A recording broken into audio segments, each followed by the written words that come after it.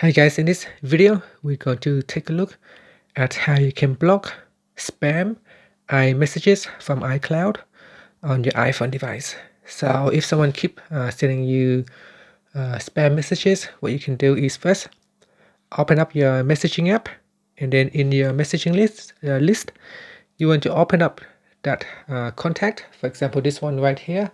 So what you want to do is open it up, and then you tap on that contact icon at the top right here. Okay, and you tap on that, and then you want to tap on info.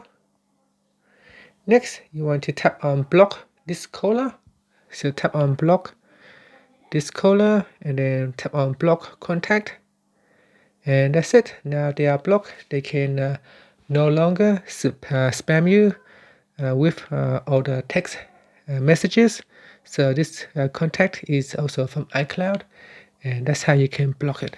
And that's it. Thank you for watching this video. Please subscribe to my channel for more videos.